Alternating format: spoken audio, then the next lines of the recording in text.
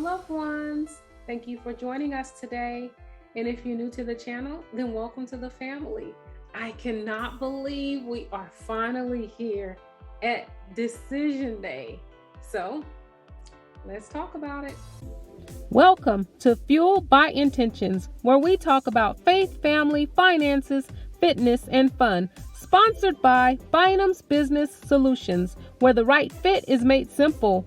We specialize in tips, tools, and strategies designed to help you achieve your financial health so that you can take control of how you spend your money so that you can spend more time with your family, friends, and doing the things you love. So let's jump right into the video. Hello, John. How are you doing today? I am doing well, everybody. How are you? Today is our day. Today is our day. I mean, we have been waiting, and Decision Day is finally here. How are you feeling about that? I'm feeling great about Decision Day. I'm feeling great. I couldn't wait for this day to come. Finally, I can stop holding my breath and just exhale because now I know what the outcome is. All right, well, let's just jump right into it. Jasmina and Michael were our first couple on the hot seat. And of course, I really enjoyed the conversation between the experts, but I really didn't find anything new or unusual. They saw the same things that we saw, that intimacy is like a really big problem, and possibly that Jasmina is not being as vulnerable as we thought that she could. One thing that Jasmina said in her pre-interview before she came to Decision Day is that during their communication alone, there is a breakdown. And the way she stated it, it sounded like it is a continuing issue, like maybe still they're having some trouble, which I was surprised that she didn't say like earlier on. She didn't qualify that statement. Therefore, I'm unsure if they're currently having communication issues during their time alone.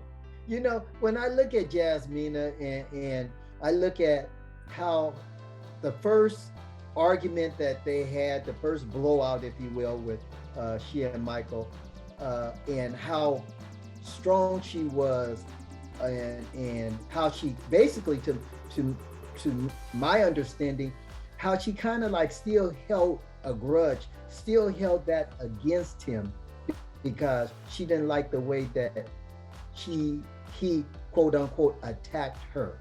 Not a full commitment on her part. Two things stood out for me for Jasmina and Michael. One was the touching when he was asleep. And I thought we were gonna get our answer because there has been a debate between me and you and between the whole world about whether Michael should make his move or not. And now she talked about how he made a move in his sleep and didn't know it, how they bantered back and forth about it when she told him. He clearly wanted to make it clear that he was asleep and he was not trying to touch her, intentionally, that he was really asleep. But the thing that surprised me is they went on for it. They asked her direct questions about it. And Pastor Cal said, well, the question is it okay? Is it okay for him to make that type of move toward you moving forward? She never answered. She never answered the question in an affirmative way. Therefore, I stick to what I've been saying is that Michael should not make a move because she is not going to be receptive to that. That was her opportunity to say, yeah, if he makes a move or she said, well, she diverted the conversation and said, well, we hold hands and all come close to him. But she never made a definitive statement as to whether he could make a move and that would be okay with her. Now, we also know that the thing that hindered up their intimacy was Jasmina, in the fact that she was the one that was so strict on not making a move until she gave the okay. And Michael honored, honored her stance. He says, okay, I will not make a move until you give the okay. And I love Pastor Cal when he talked about being friends is a good thing, that you don't have to isolate the two, that you can be friends. And he related it to his marriage, that he and his wife are best friends. And we see that. He posts a lot of Instagram, he does lives with his wife. So he does a lot of things with his wife that exudes friendship to the public. So I really like that he qualified that for them, that it didn't have to be one or the other, that you could definitely have both. And I think also one of the things we look at, and especially on Married at First Sight, the big thing is intimacy, intimacy, intimacy. No, that's not the big thing. The real thing is commitment, support, loyalty, knowing that someone has your back, knowing that someone really cares for you, and they're going to do all they can to make you happy and to protect you when needed. I think that that's big. And the show seems like, from a certain standpoint, people seem to think that intimacy is the real big thing. But everyone knows that has been married, that intimacy, that stuff kind of becomes more routine after a period of time until it's no longer the primary. And if intimacy was the primary, a lot of people that are divorced would still be married now.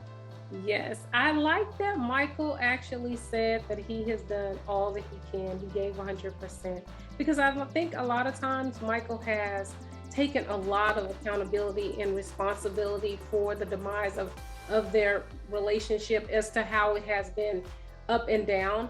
And this time he just stood in his truth, that I've done all that I can. And I really did enjoy seeing that from Michael at this point in the relationship.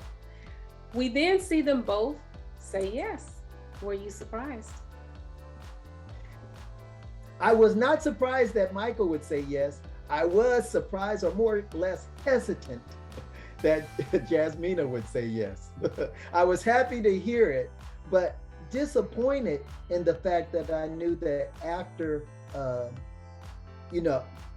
they said yes, that knowing that they would live separately for a while to see if the relationship was going to work.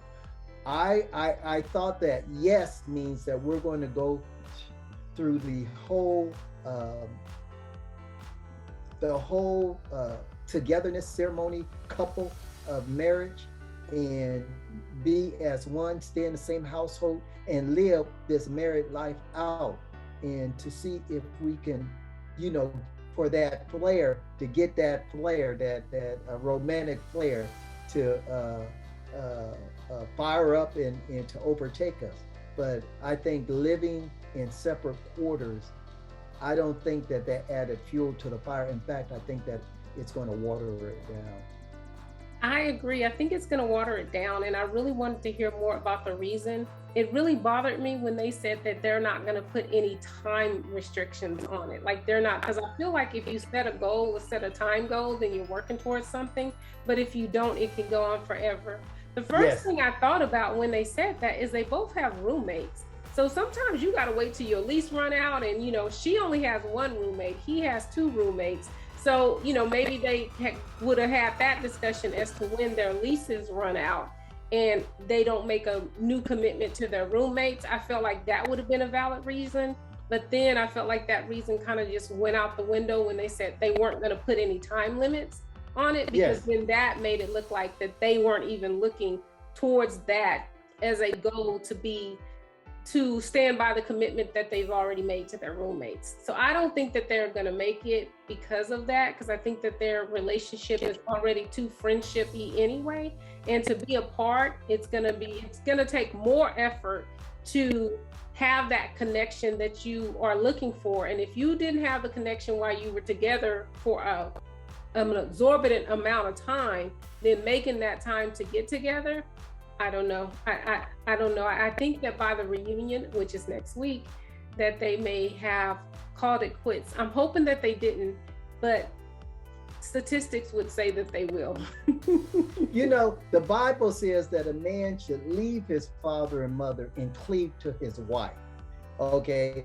And in this particular scenario, we're talking about leave your roommates and cleave to your wife. Okay. So I think that they could have honored their commitment to their roommates. Hey, pay your share, fulfill your financial obligations to your roommates, but you cohabitate as one.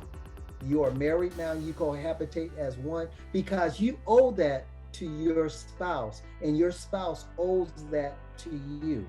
So the fact that you would even come up with this rule that, okay, we'll stay married but cohabitate in separate quarters, to me, like I said, that just poured water on the marriage process. So you're looking at failure more than you're looking at success. You're looking at pouring, quelling, just dashing the fumes with water or ice, as opposed to doing something that will keep the heat going, putting, hot coals on the flame. So yeah, it just rubbed me the wrong way when they said that. Yes, and the last thing that we saw from Jasmina and Michael was their cameo together as they talked about Alyssa and Chris, and how Alyssa walked in last and how cute she looked. And I love Jasmina and Michael when they have their interviews together. I really feel like they kind of feed off of each other, and it's just like a cute back and forth banter. That in those interviews, I feel like they're always on the same team. They're always laughing, Yes, joking, yes. like on the same team. So it was really nice to see them go out with a bang on the same team in that cameo. It's funny because everyone else sees the chemistry. Lindsey even commented on the chemistry. Everyone else sees the chemistry, and Michael wants the chemistry, and it seems like the only one that doesn't see the chemistry is Jasmina. That is a good point, because Lindsey said, outside of her and Mark, which I thought that was really cute, that they will be the couple that makes it. So she put them over Katina and Olajawon and Noi and Steve. Yes. She ranked them high. So wow. Yeah. I'm hoping that Jasmina will see what everyone else have seen. I hope when she goes home, she misses him, and then they have to move in together. I it's so crazy, because I feel like Married at First Sight, they cannot win for losing, because if the couples all say no, then they're like, oh my God, the process doesn't work. But I've been online this week, and a lot of people are not happy that everybody said yes. But I'm like, I am excited that everybody said yes, and I want them to work. I really do. You know what? I think that, to me, that is good that everyone says yes. And because I like what Michael says, hey, let's see how it works after the camera, after the cameras are gone. Because, we've been in this fishbowl for 8 weeks or so, and, it doesn't really give us a true sense of whether it's going to work or not. But, after all the cameras and stuff are gone, and then we settle back into our own lifestyles, and then let's see how everything works, from that point on. Let's give ourselves a chance then. So by everyone saying yes, I think they're saying, yeah, let's give ourselves a chance to find out if what we feel is real or lasting, or to find out whether it was just a show. We are on to Katina and Olajawon. I really enjoyed the conversation between the experts. I love that they said that they are arguing about their future and not about their presence. And also, they pointed out that Olajawon is doing a power play where he has an expectation of Katina, and once she meets it, he ups the stakes a little bit more, and she's either going to feel stuck or either feel like she needs to run. And then they said that Katina, she was slow to open up. So I thought that they made some really good points before seeing the couples, Katina and Olajawon. It's very interesting because they say it takes like 100 attaboys to get rid of one negative comment. And before they headed into decision day, how she spoke of Olajawon, she spoke about that she said that they both speak the same language, that they're big on family, that he's very attentive and thoughtful. She said that he has a big heart and she knows he cares for her. The only negative thing that she said in that interaction is that she asked for somebody that is not passive, and he may be more than what she bargained for, and she's capable of going to school. But for her to, that was her time to speak her piece in terms of what her issues are, or to get it all out. And for her to feel that he is attentive and thoughtful and has a big heart and she feels loved by him, I think that that means that he is putting in the attaboys that we're not seeing, because that is what she emphasized. And she is the one who's living through the whole thing.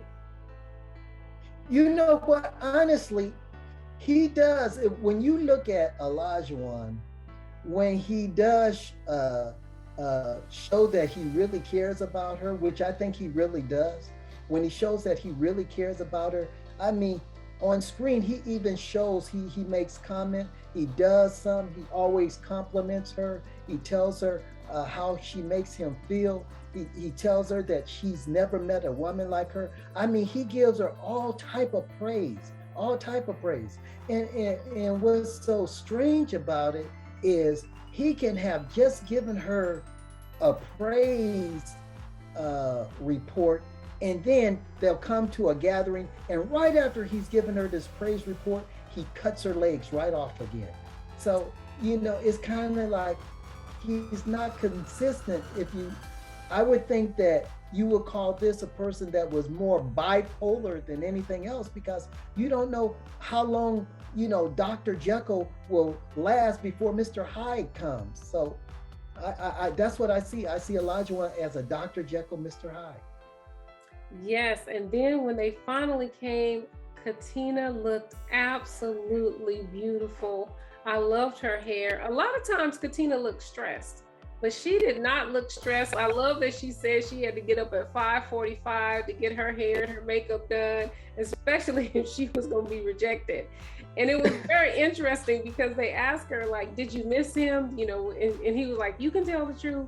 And she was like, no, because we talked. So you can tell, even though they were apart, they had that interaction, which some of the other couples appeared that they didn't. Maybe they really didn't talk during that time, but it sounded like they still had their conversation and kept in touch. Olajawon said something that, I mean, he says a lot of things, but the one thing that stood out for me is he said that if she is doing the things that she wants to do, then she doesn't have an opportunity to make him happy every single day. And I was just like, really? I mean, I don't really think that anybody can make you happy. I don't think anybody can make you happy. I think happiness is within you, but I don't think that nobody can make you happy every day. And I think fulfillment is only found through Christ. I don't think you can really find fulfillment in another person. And I don't think that that's why your spouse is put there, is to give you fulfillment within yourself. Two people should come whole so that you're not depending on the other person to fill you up. So I really had an issue with Olajawon saying that he didn't know if Katina could make him happy every day. But you know, the Bible says that the joy of our strength is the Lord. And the only place that you can find real joy is from the Lord. And when you talk about happiness, happiness is not a straight line. It's a roller coaster. Happiness goes up and it goes down. And a lot of people, after they experience a low point in their relationship, then it's in the reconciliation that they find happiness to continue to endure even more. So I think Olajawon, when he's talking about happiness, he thinks that love and happiness, as Al Green would say, is a straight line, but it's not. Love and happiness is a roller coaster. But joy, hallelujah, joy only comes from the Lord. And if you want real joy, and if you want a committed relationship, a fulfilling relationship, you'll understand that if you're both committed to the Lord, you can endure anything and you will find real joy. And upon that, you'll find a lot of peace and happiness as well. Yeah, see, that's what I was gonna say. Only even the Bible doesn't speak about happiness. It talks about joy and peace. It says to cast your burdens upon the Lord and he will give you peace. He will give you joy. It doesn't say anything about happiness. And even the scripture that says all things work for the good of those who love the Lord, who are called according to his purpose, even in that, I feel like we get it wrong, because we always think that all things will work for the good is a better job, a better home, a better this, a better husband, a better whatever. But I don't think that scripture means that at all. What it means in the next scripture, it talks about how he is going to conform you to the image of Christ. All of that is to conform us to the image of Christ. So we don't even find happiness in Christ, but we can find joy and peace. So I think that is a lot of pressure for him to put on Katina, to think that she could actually make him happy. Personally, I don't think nobody can make you happy. I think that you have to have happiness from within. And I feel like the happiness that you feel within can only come from the strength of the Lord. I agree 100%. Another thing that surprised me in that conversation was when Olajawon said that Katina's cooking was not edible. And Pastor Cal tried to help him. Watch your words, son, watch your words. But of course, he doubled down on it, just like Olajawon always does. Yes. And you know, what I said is, you know, he cut her legs off again. You know, this is a person that you're about to say yes to, that you want to stay committed to the marriage on, and you're going to cut her down prior to telling her how you really feel about her, how you love her, and she makes you feel special. You never had a woman treat you that way, and you gonna cut her down? Well, I don't know if this was Dr. Jekyll or Mr. Hyde, but whichever one is the nice one came back when he was telling his yes to Katina, because he talked about her effort and how she had put in so much effort into the relationship. And he talked about all the things that he really did love about Katina when he was professing his love in order to say yes. He did let us know that it was his dad's birthday. And I love that when he said that and he got emotional, I love that Katina embraced him, because we see sometimes the couples just leave that other person out hanging. But even though it was decision day and I'm trying to figure out if he's going to say yes or no, she comforted him and hugged him. And I think that shows the love between them. I wasn't sure. I'm going to assume that maybe his dad is not living anymore, because this is the first time I've heard him mention his dad. Yes.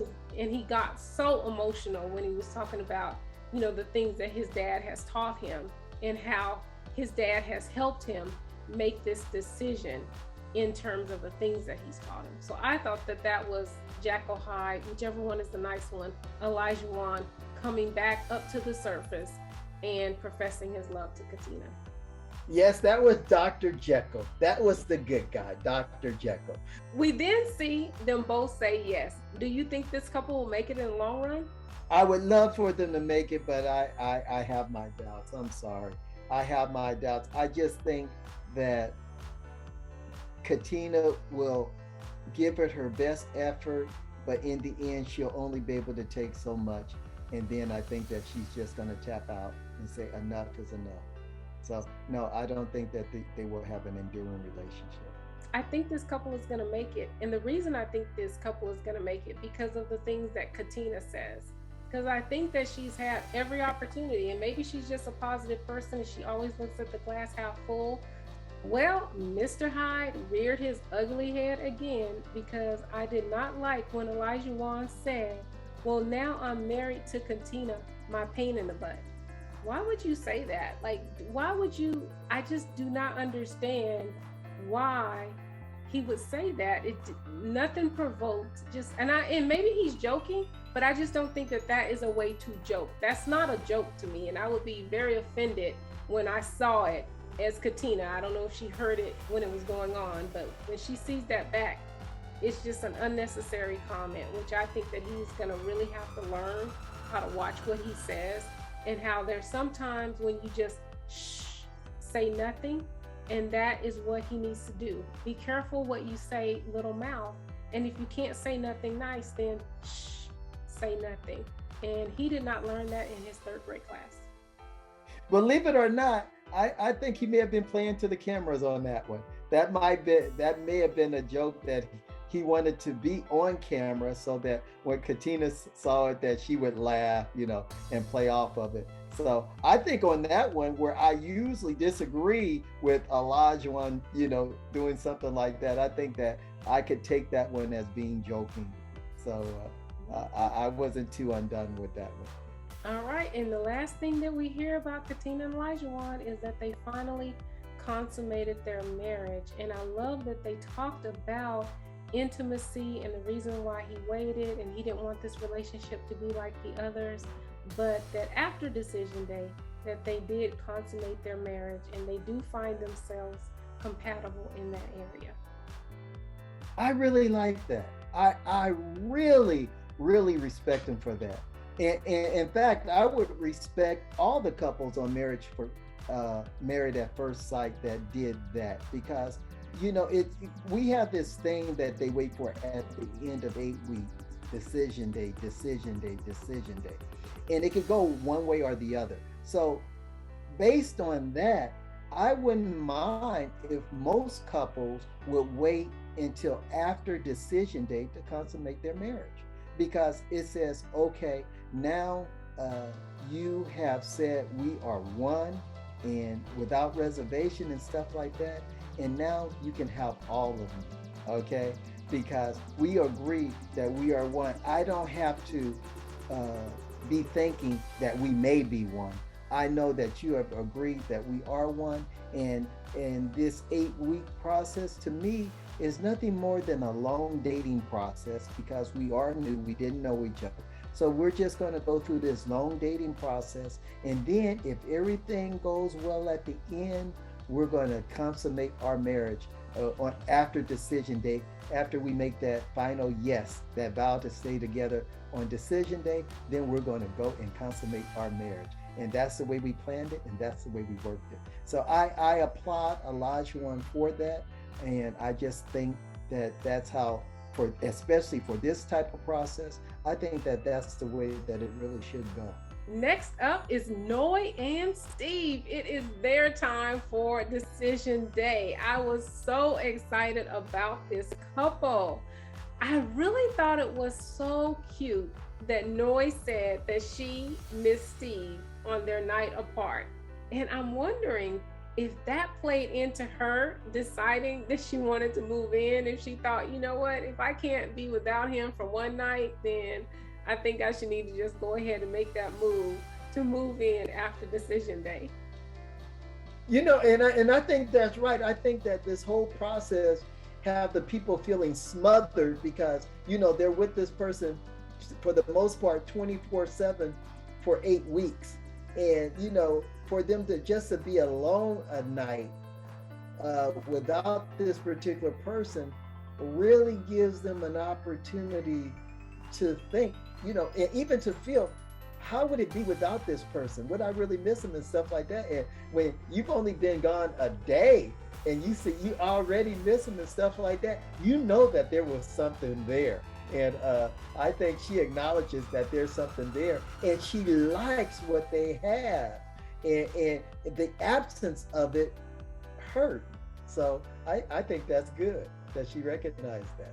I think this couple has come a long way. I love that she said that he looks after her during the rough moments when they're even in an argument, that she feels secure, that she feels safe, and she doesn't feel judged at all when she's around him.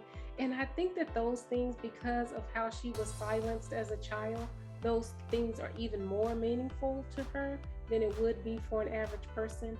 But I think that would be the dream of any girl, in order to feel not judged, safe, and loved. Because I feel like when you can love someone in the bad times, then that shows that you really love that person. Because it's easy to love them when things are going good, but if you can show them love even in the rough spots, I think that sends a very valuable message. So I think in this particular regard, Noi felt his absence And Steve is such a mature person because even when he talks to Noi, even when he's having a difficult discussion with her about how she's act or her appearance to him and how she makes him feel, he does it in a very loving, caring, and thought-provocative way. And then he doesn't allow her, even when she wants to stay mad, he pulls her in and says, no, okay, we're going to talk about this and stuff like that, but hey, it's not that I don't love you. It's just that, yeah, it was a difficult decision, but I'm loving you. So I'm here, I'm going to comfort you even after that little difficult discussion, because I'm here for you. And I love that she sees that he's a protector of her heart, okay? And he shows that even though he may not agree with her, and he lets her know that, that does not mean he doesn't love her. So I think that's good. That's very mature of Steve, and he shows his maturity. Yes, and I like that he embraced her in that moment when she was being vulnerable, that he embraced her in terms of acknowledgement of that. We then see them with their same two issues, the finances and the trust and the chores, that they kind of rehash, but I think that those are definitely issues that they can get over. And then they both proclaim their love and they both say yes on decision day. And then we see them at the apartment when I think it was a surprise to Steve as well when Noi said that she was going to move in. I felt like that was the first when he was hearing that. He was all prepared for them to say yes and to live in their separate apartments so that she could feel safe and stuff like that. And gradually he would win over her heart. He was already on that page in terms of their future plans. But, you know, like I said, the absence showed her that, hey, you know, you may be making a mistake by living separately. You might as well, you know, like they say, do it all or don't do it at all. So, you know, she was all in, and I think that surprised him. And that also showed him that she was committed to the relationship. Yes, and then we see our promotional ad for James Allen again, as he gave Noi the toy lollipop ring, and then he flashed the James Allen and made sure that the product was properly placed so that we could see where the ring came from. Although I don't fault Steve, because personally, I do understand that that was a product placement for the show, but I feel like he had to bring that vendor to them because he got all the benefits from it. It's not like they gave everybody an opportunity to get a James Allen ring. So I still think that he brought this product to the show. It was a beautiful ring. She just cried her eyes out. And of course, I feel like even made her more secure. I just don't understand how this couple is not going to make it, because I think that he is a great leader for his family. And I think that he is going to slowly just weigh her down and win her heart just by being who he is. And I love that. I did not think that they were going to make it at first. But now I do believe that they will make it. Okay, we'll see what happens. But now I do truly believe that they will make it, because when he did that, when he popped that question to her, when he playfully used the I guess I call it the lollipop ring. Lollipop ring. You know, I call it the Cracker Jack ring, but okay, the lollipop ring. When he used the lollipop ring, you know, as a prop before he presented her with the real thing, I thought that that was beautifully done. And then, you know, to do it, you know, as a consummation of their decision day decision, yes, or their decision day, yes, you know, in front of all the other couples that had also rendered that decision day yes, okay, that I mean, as a man in the audience, I can tell that most of the other men felt like, oh man, I wish I would have done that. I mean, that was a mature move. That was a first move. Hey, Steve, you get all kudos on that one, brother. You knocked it all out of the park, because I know that all the other guys were probably in their mind saying, man, I wish I would have done that. Now we get to our last decision day. Yes, Mark and Lindsey. I was so excited for this couple as well. I am so glad that we got 4 yeses. I think that this has been the most yeses in a very long time, and I still hope all of them make it.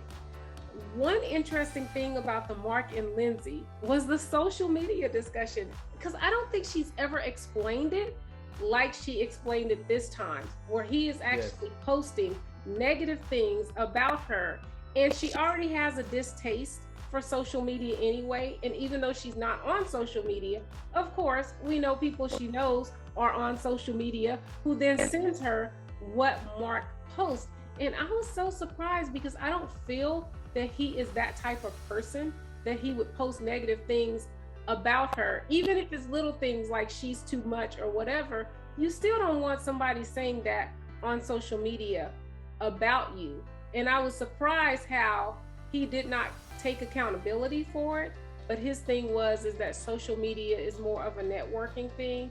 I really loved how Pastor Cal just came behind him and said, sometimes men just got to take an L, which is a loss, and to help him understand the accountability that he needed to take for this particular situation.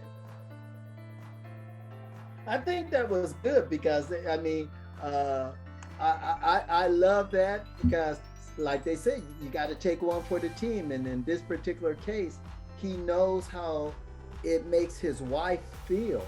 And because he knows how this makes his wife feel, he would relent. I love that Lindsey brought it full circle. I love how she took the yes button, because at the beginning of the show, her friends gave Mark the no button. So I love that she now did that paradigm, and it could be a little running joke. I love that about them. And I love at the end, I don't think people noticed it, or maybe people did. They do this little hand clap that they made up together, where they snap and do a little hand coordination. I love that. And I love that he gave her the keys, but I don't like what he said. He said, I gave her the keys to my apartment or my house. He qualified it as his, and now it should be theirs. But he did sound like he is now open to her making renovations and adjustments to their living space. That's interesting, because I think this is one of those points where we see that Lindsey relented, because remember, Lindsey said she was not going to go in any house that Mark had previously lived in for him to relive his past. But in this particular case, I guess she saw how much it meant to him, and that he was not going to use that basically to stay in the past, but they were going to grow in the future, and this would give them a good start. I think that she's just going to test the waters, and she's making a sacrifice, and I think she's going to see how it goes. So this is where Lindsey just decided to take one for the team. Not that Mark won, but Lindsey just decided to take one for the team, and she's going to see how this goes. One thing that Mark said that was very telling to me is he said that Lindsey always thinks of him first. He said that in one of his cameos, that she always thinks of him first. So I think that if Lindsey learns how to pull back when she is in anger and control what she says and how she says it, which I think that this couple will make it. I agree with you. I mean, you know what? Lindsey has a insecurity, and her insecurity is not being felt loved. But Lindsey had mentioned before that she believed Mark loves her. Yeah, I think that she felt really great, and that she feels, I think that their relationship probably is going to be better. I think it's going to be enhanced more when the cameras are off now than it was when the cameras were on them. Yes. Then we get a cameo from Alyssa and Chris, and everybody remarked how Alyssa looked just stunning, how she came in last. We hear that Alyssa is just having a fine time in a relaxed life, and we hear that Chris is currently dating. What did you think about Alyssa and Chris? Well, Alyssa, you cannot judge a book by its cover. Chris was a good man, and you didn't give him an opportunity to show how good of a man he was. And because you were going by sight, you were going by book covers and not willing to open up the book and check out the pages, you got what you got, and that was nothing. Where other people have seen the value of Chris and they're willing to take a chance with him where you weren't. So now you can go and explore alone and go and explore new relationships. But it seems to us that Chris has already found a new relationship. So I'm sure he's happy for you, and I don't think you're happy for him, but you should be. It was interesting because she didn't say anything to him. Like, she kept it up as even than she did during the season, where she didn't say anything to him at all. But I don't agree that he should be dating. It's only been 7 weeks. That's not enough time for them to get a divorce. And I really feel like, from a Christian's perspective, I feel like you should not. He made the commitment to be married. He got in it. And I think you should wait till the whole relationship is severed before you begin to date again. I know a lot of people, even Christians, feel like, well, we're separated, we're not going to be together anymore. But from a biblical perspective, although I don't know if Chris is spiritual, I just think for Christians that dating prior to a final divorce would be inappropriate. I think that's true in any situation. And if you were in the process of divorcement, I don't think that you should be dating anyone until that divorcement is final. But those are my thoughts. I'm still one of those traditional men, and other people may not agree, and they have their opinion and I have mine. So no, I think that Chris should have waited. If he's not divorced, should have waited until he was divorced before he started dating. Well, next week we only have 2 more weeks till Married at First Sight Boston is concluded, and that is the reunion. Is there anything within the season that's unanswered that you would like to be answered at reunion? I would really want to know if Jasmina learned to drive. I want them to show us the conclusion of that. Is she driving? Did she get a car? I'm interested to find out about Olajawon's mother. I know she never showed up at the wedding, and I would be interested to find out, okay, what's the situation with his mother, because he mentioned her a few times and the role that she played in his life and some of the decisions that he's made, but yet, she's been absent, or anything about her has been somewhat absent. And you could say, well, why are you interested in his mother as opposed to anyone else's mother? Because he made her a focal point, where other people didn't make, their parents a focal point, but he really made his mother a focal point. Final decision. Who do you think will be together on reunion at the end of the 2nd episode of Reunion Special? I think that Olajawon and Katina will be together, and I think that Mark and Lindsey will be together. I think that Noi and Steve, Katina and Olajawon, and Mark and Lindsey are going to be together. And a year from now, I think that maybe there will only be one together, and that one may just be Mark and Lindsey. Well, that wraps up the 4th season of Married at First Sight. Please like, comment, and subscribe. And remember, live with intention. Be intentional.